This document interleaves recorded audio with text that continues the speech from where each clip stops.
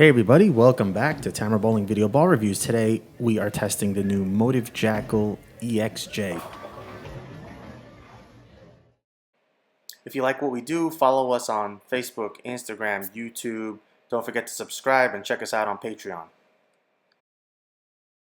First impressions, the shelf appeal of the Jackal EXJ is quite nice. It took me a bit to understand how to work this ball, but once I did, it made sense. Alright, so let's jump in. We just tested the Max Thrill Hybrid, which was a response to a gap EJ tag I felt was at the bottom of the bag. Now the Jackal EXJ is a namesake, and the idea is to provide a ball with a big core motion of the Jackal lineup while providing an angular look on higher volume patterns. I mean, that's what Motiv says. Our house pattern here is 44 foot, 25.8 mils, so I was hoping this could work well. As I mentioned, I was fishing a bit to figure out how to operate this ball effectively on this pattern. I was finding while I had a look, carry was a bit iffy, and it just turned out that with the cleaner 4000 finish and the length of the pattern while having dry outsides, playing out was just a bit inconsistent. I started moving in, both parallel moves, and then I left several six pins with the ball being quite angular, so I really started to see that angularity, and once I moved the breakpoint further in, it started to make a lot more sense. Using the length of the pattern and higher volume in the middle of the pattern, now I could use the angularity effectively to match the length that the ball naturally seems to get. They say it fits in between the Jackal Ghost and the Crimson. I had an Onyx and Crimson on hand to compare, as it should still fit in between those. The Onyx is the Onyx. Big ball, early read, still good, predictable backhand. And with a 1000 grit LSS, you expect it to totally control the lane.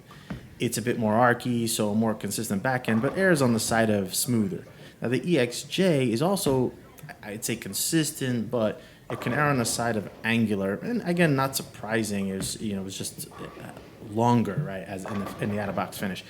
In a weird way, I initially felt the Crimson is the one that actually sits in between the Onyx and EXJ, and mostly because the Crimson felt earlier and firmer down lane than the EXJ.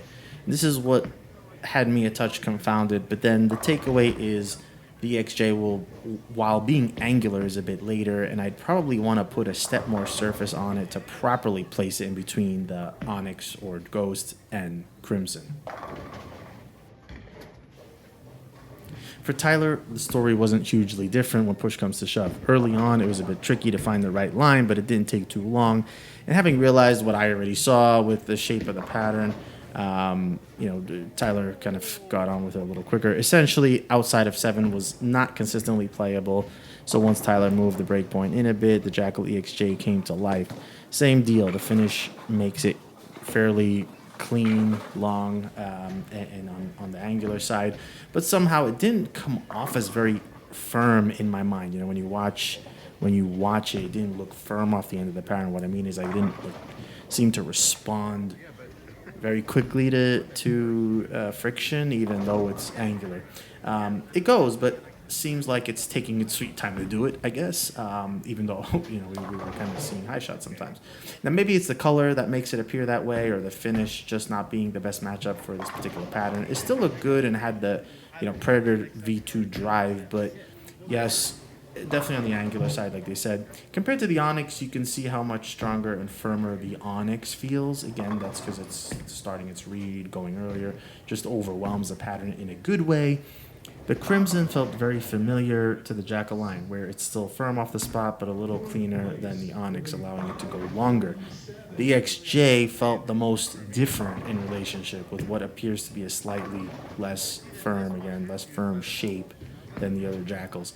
Now, perhaps the finish is driving this behavior, and we probably, again, want to make an attempt there to change that. Now, for Brian, the shape looked a little different, maybe quite different, actually. Typically, the Predator V2 chord balls don't roll extremely forward, and that they don't tend to for me. They really tend to be a little bit more on the round and continuous side of asymmetric. And on the Onyx, that was the case for Brian. However, with the EXJ, it felt way more stoppy and forward rolling for Brian. Something that Tyler and I did not see. It seemed to respond fairly strongly to the end of the pattern or the friction and got forward very quickly. Maybe that's a speed thing, but angle became pretty tricky. And while eventually it was kind of very easy to control and find the pocket, carry was what became tricky with that sort of stopping forward reaction. You can see the pins kind of slide to the left, and he was leaving some sevens and then some tens, and thankfully not together. It's a little hard to describe what Brian was experiencing. It just didn't feel like it was a great matchup to this 44-foot pattern, but why is harder to answer. It didn't seem like the EXJ was weak, and it didn't seem like it was too strong, but the carry was middling. And you could see that he can move in, let it roll up, but again, it's a bit forward to really look good from covering boards.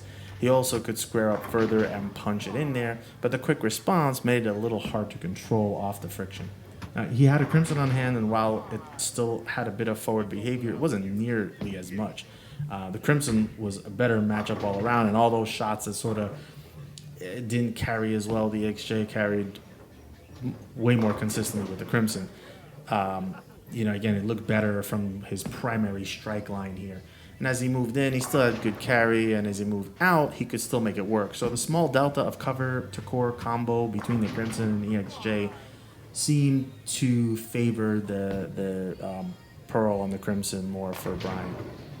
Now, the bottom line, I was pretty excited to get the Jackal EXJ, seeing a hybrid with the Predator core. There hasn't been a Jackal we didn't like historically, and there are some we absolutely loved. The Onyx made a very good impression on us, as did the Crimson. The Ghost is the Ghost. It's a great ball. But with the EXJ being a hybrid, I feel like I honestly, based on what we saw, I'd prefer a little bit more surface to make it more usable. In a relatively high sheen of the 4000 LSS, it feels a bit more of an odd man out than a nicely slotted ball between the Ghost and the Crimson. I'd really like the response to be a bit more firm, and a little surface should help probably place it where Motiv says it belongs. That said, it may make it a lot more usable for those of you who love the Predator shape but deal with medium volumes more typically on your house shots. All right, well, that's it for this time around. Thanks for watching, and we'll see you soon.